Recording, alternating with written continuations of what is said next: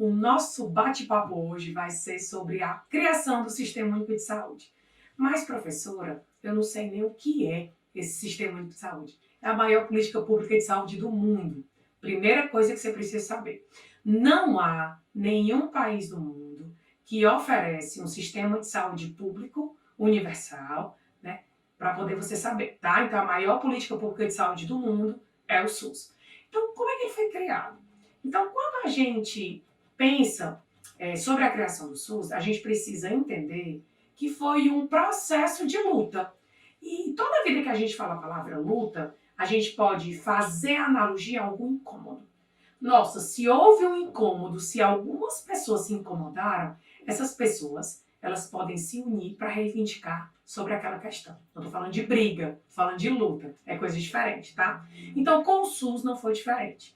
Então, antes do SUS, só quem tinha, né, direito à saúde nesse país, na verdade, direito à assistência à saúde no Brasil, eram aquelas pessoas que podiam pagar, ou os trabalhadores que tinham ou carteira assinada, ou aqueles trabalhadores que tinham descontado mensalmente da Previdência um valor X, tá? E eu quero dizer para vocês que eu era privilegiada, porque manhinha era professora do estado do Ceará, e era descontado mensalmente do salário dela um valor para assistência médica e previdenciária. E aí eu preciso contar uma história para vocês entenderem como era esse privilégio. Então, diante desse contexto, eu tinha, né, direito à assistência à saúde. Eu morava aqui em Fortaleza, onde eu resido, num bairro que era, na época, bem mais distante do centro de Fortaleza, como é hoje, por conta da situação mesmo das avenidas, das ruas e tudo mais. O bairro que eu morava na época era um bairro que é um conjunto habitacional, que hoje é uma cidade praticamente, mas é um bairro aqui da cidade que é o Conjunto Ceará. Então eu lembro que eu tinha por volta de 4, 5 anos, eu lembro, gente, da cena. E mãe dizia assim, amanhã a gente vai acordar bem cedinho, porque a gente vai pro dentista. Lembrando que eu estava no hall de privilegiados, né? E aí a gente acordava 4, 5 da manhã, e eu lembro que na época chovia muito, eu de capa de chuva, e o bairro tinha uma condição bem mais precária. Hoje é um bairro com uma infraestrutura bem melhor. E a gente pegava um ônibus e levava cerca de 2 horas e meia para deste bairro do Conjunto Ceará para nós irmos para o centro. Mas, Cíntia, por que para o centro? Porque era no centro de Fortaleza que tinha o complexo onde tinha dentistas e médicos que atendiam aquelas pessoas que eram beneficiadas por aquele desconto salarial. No caso da minha mãe, ela era servidora do estado do Ceará, né? E aí, dentro desse rol de privilégio, a gente pegava uma fila, chegava bem cedinho lá, né, no início da manhã, eu pegava uma fila e eu era atendida por volta de 2 horas da tarde. E eu lembro que muitas vezes eu era atendida lá pelos dentistas, né? Dentro desse rol de privilégios. Então, vocês imaginam aquelas pessoas que não estavam dentro desse rol de privilégios, não tinham sequer nenhum contato com assistência médica ou odontológica, né?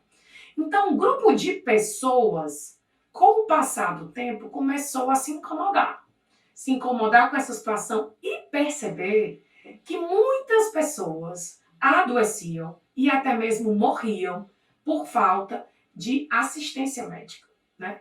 E por doenças que eram evitáveis, como, por exemplo, uma gripe, tá? Então, essas pessoas começaram a se mobilizar e elas começaram a conversar sobre, fazer reuniões sobre. E quem eram essas pessoas, professora? Eram entidades de classe, entidades de ensino, representantes do povo, como presidente de associações, o pessoal da igreja, né, que muitos representantes da igreja também estavam endossando essa luta. E o que era, qual era a reivindicação deles? Qual era a luta deles? Eles queriam um direito à saúde para todas as pessoas. Porque não era mais possível eles estarem coniventes com aquela situação tão drástica. E nesse rol de pessoas também tinham pesquisadores, médicos sanitaristas, né? E muitos representantes que endossavam essa luta. Então, diante disso, eles começaram a se reunir, esse movimento foi ganhando força, foi ganhando forma, né? E foi ficando cada vez mais organizado. E em meados da década de 1970, no século XX, esse movimento culminou, que deu origem ao movimento pela reforma sanitária brasileira. Então, os debates, né, que geravam dentro desse movimento, cujo cerne, né, cujo centro desse debate era um direito à saúde para todos os cidadãos brasileiros, foi debatido onde? Na 8ª Conferência Nacional de Saúde. Não pode esquecer que essa Conferência Nacional de Saúde foi um marco, um divisor de águas. Por que ele foi um divisor de águas, professor? Que você não falou nem nas outras 7 conferências de saúde. Porque as outras conferências de saúde, elas não tiveram participação do povo. Né? E eu sempre digo, a 8ª Conferência Nacional de Saúde, que aconteceu em 1986 em Brasília, foi um marco, um divisor de águas, porque pela primeira vez o povo teve voz e teve vez. Então, dentro desse aprender a construção e como se deu a construção do SUS, a gente precisa ter em mente a 8ª Conferência Nacional de Saúde. Então, na 8ª Conferência Nacional de Saúde, foi quando esses debates eles aconteceram, né, num ambiente que tinha representantes da gestão municipal, estadual, federal, num ambiente que o povo participou, num ambiente que as entidades participaram, né, e que a demanda urgente era um direito à saúde para todos os cidadãos brasileiros. Né? Então, desse amplo debate que aconteceu na 8ª Conferência Nacional de Saúde, saiu um documento técnico. Um documento técnico, lembrando que nós estamos em 1986, década de 1980, século passado, isso em Brasília. E esse documento técnico, que gerou a partir desses debates na 8ª Conferência Nacional de Saúde, eles foram a base para a construção do SUS. Cíntia, então, quando foi que o SUS nasceu?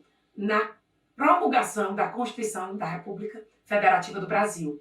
A nossa Constituição de 1988, que também é conhecida como Constituição Cidadã ou Carta Magna.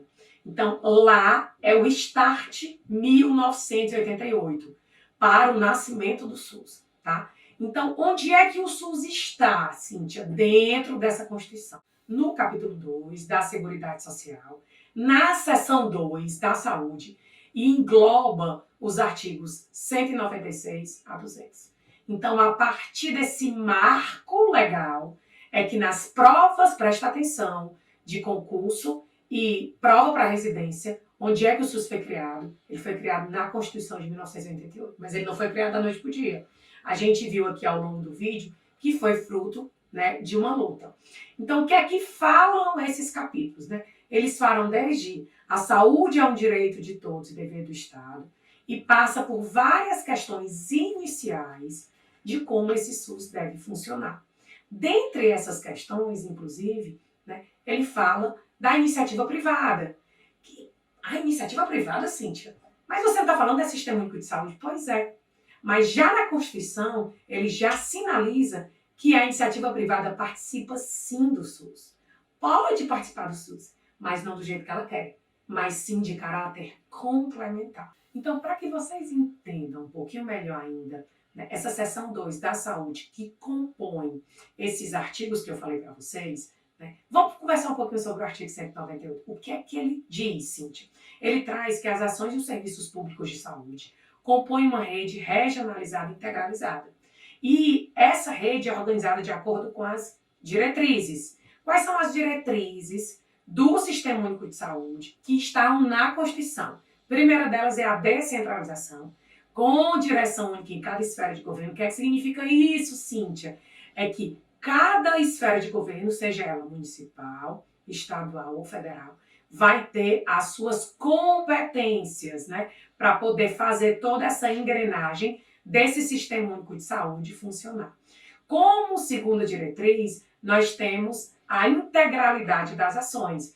E aí, se você pensar, isso tem muitas interpretações. Mas, de forma geral, é você ter todas as ações integradas para suprir as reais necessidades de saúde dos indivíduos.